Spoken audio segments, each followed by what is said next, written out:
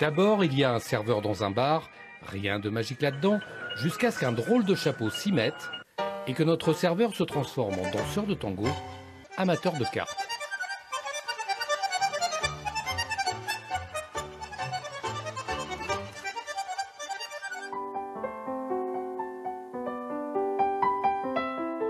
Un étrange visiteur vient ensuite rajeunir une vieille dame qui n'en finit plus de changer de robe.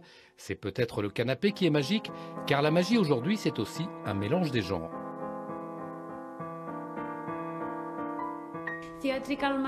La magie théâtrale est une magie qui contient une histoire et définit des personnages, même en seulement 9 minutes.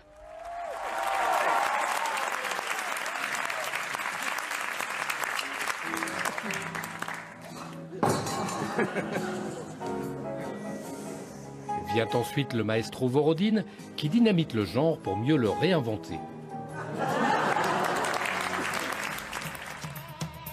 Des numéros présentés par un monsieur loyal qui revendique la tromperie au service de l'illusion pour un public conquis.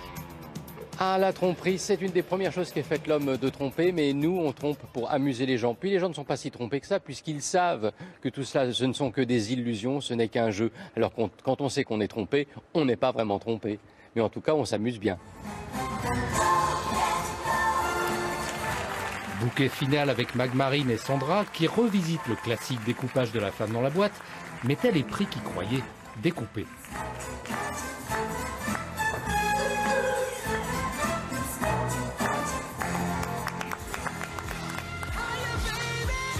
Un tipo de parodia es muy feminista, ¿no? Porque ella coge el papel. C'est une parodie très féministe. On croit que le magicien est le personnage principal, mais en fait, c'est un changement de rôle, plutôt très drôle. De l'illusion de la magie, appelez ça comme vous voudrez, n'empêche, doit y avoir un truc.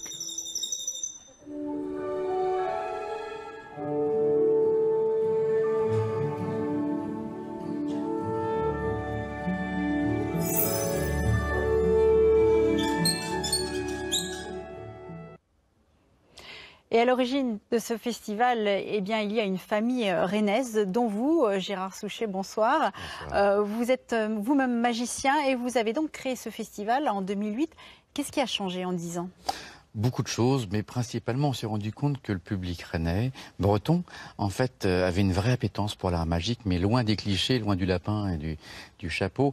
En venant au festival chaque année, de plus en plus nombreux, on s'est rendu compte que les numéros avaient forcément évolué. Et maintenant, en 10 ans, on s'est rendu compte qu'il y avait comme une culture magique qui s'installait en Bretagne. À Rennes, ça, ouais, à Rennes.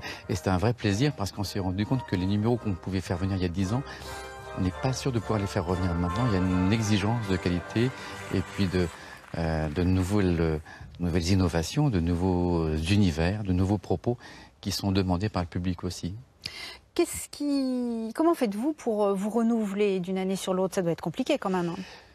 Oui et non. C'est-à-dire qu'on voyage beaucoup avec mon épouse, on passe beaucoup de temps sur la route pour aller voir des spectacles, découvrir de nouveaux artistes, parce que, peut-être le savez-vous, mais 90% des artistes qui viennent au festival Vive la Magie sont des artistes qui ne sont jamais venus en France. C'est un choix qu'on a fait délibéré pour montrer les différents univers, parce que quand on est taïwanais, eh bien, on n'aborde pas l'art magique comme un Argentin, comme un Américain, ou même comme un Hollandais ou un Italien. Et du coup, ça vous permet de faire venir quelques pointures, dont l'Ukrainien Voronine. Voronine, exactement. Cette année, c'est Voronine. L'an dernier, on avait Magus Utopia, on avait Tina Lennart. Ce sont tous des numéros vraiment à forte identité. Ce sont des gens qui travaillent dans le monde entier. Vous les voyez à la Maison Blanche. 15 jours après, vous les voyez à Tokyo, au Palais Impérial. Ce sont des gens qui voyagent beaucoup, qui ont un vrai talent, qui ne cherchent pas à être connus, mais qui cherchent à faire leur métier. Ce qui change tout aussi dans la relation aux spectateurs. Et puis surtout, ils amènent quelque chose de différent.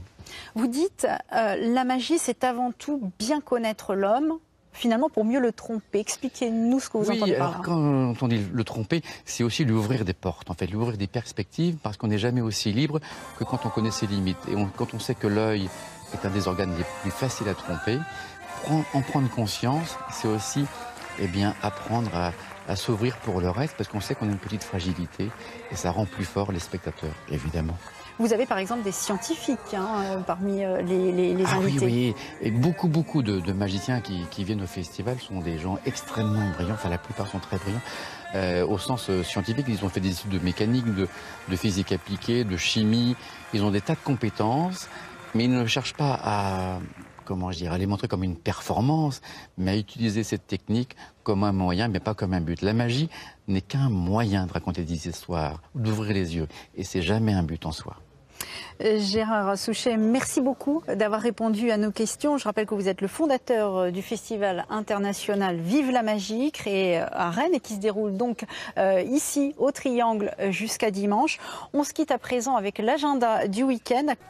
Voilà, tout de suite, le 19-20 continue sur France 3. Très belle soirée et à demain dès midi. Bonsoir.